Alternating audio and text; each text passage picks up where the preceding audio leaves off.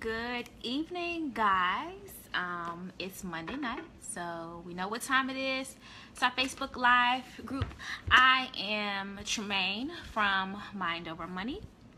And if you are watching this as a replay, this came from the Get Your Money Right 21-day challenge. We are a Facebook community talking about important personal finance issues.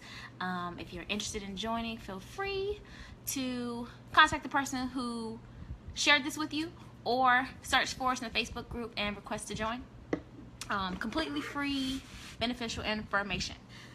So, upcoming material for September, we're going to be talking about investments. So we talked about this in March, and we're going to be revisiting this topic. So for those of you who have questions about investments, now is the time to get back more active in the group and really be open to learning some new things. So hopefully you're in a place now where you've learned a little bit more about managing your finances if you've been with us since January, so that you can be a little bit more receptive to the topics about investments. So what are we talking about today?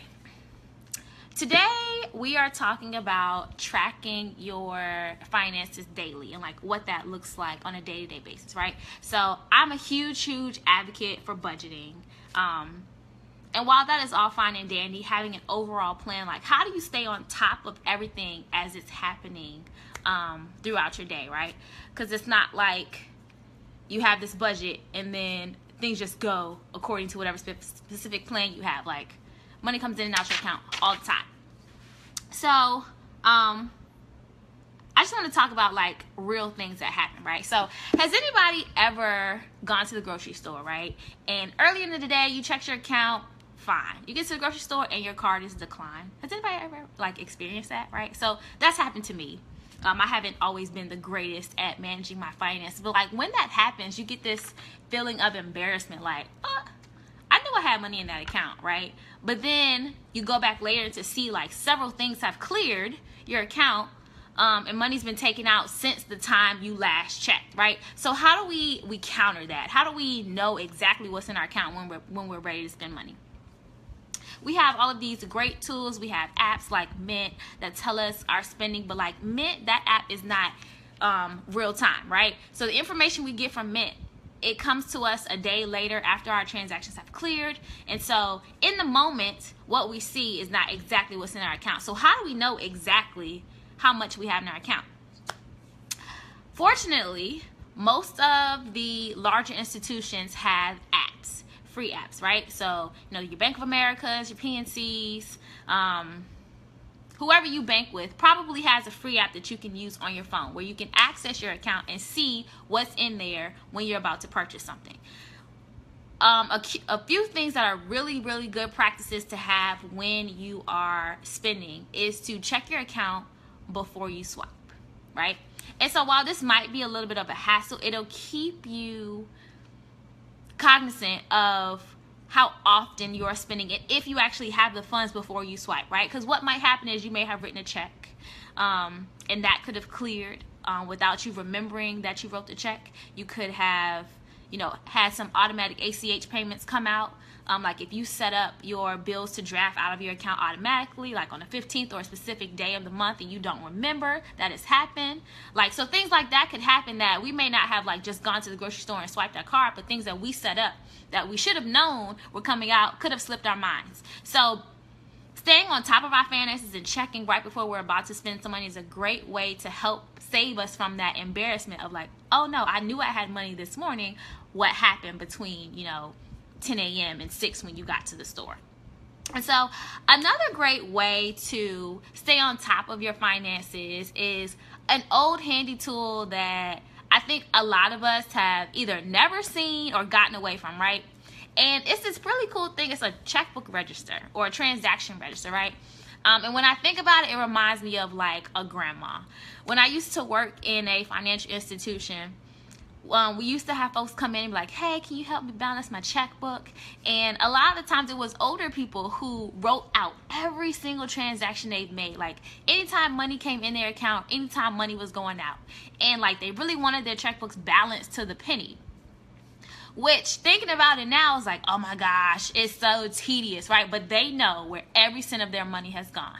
And Krista says, oh, school boys all for it, right? And I used to do this exact thing until I got more tech savvy and started doing it on my Excel spreadsheet. But balancing your checkbook it's comforting to know exactly how much money you have and to know, you know, where it went and to know if stuff's coming out, right? So if you write a check for someone or for some entity, chances are it's not going to get cashed today. And if you're anything like me, you forget stuff almost as soon as you do it, right? And so it could be days, maybe even a couple of weeks. Hopefully they're not holding on to your check for months, that money comes out of your account. And if you haven't written it down or recorded it somewhere, you're likely to forget. And God forbid that once that check clears, it causes your account to overdraft, right? So we want to prevent things like that from happening by making sure we record these things and remember where we spent our money.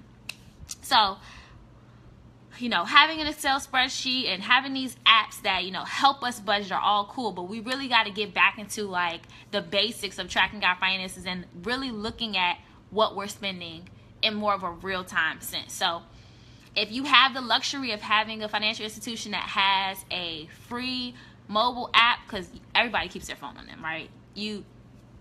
I can't breathe without that thing. Like, I have it all the time. And so it's really nice to be able to log into your account and to see exactly how much money is there and to know, okay, if I swipe this now, like, the money will be there.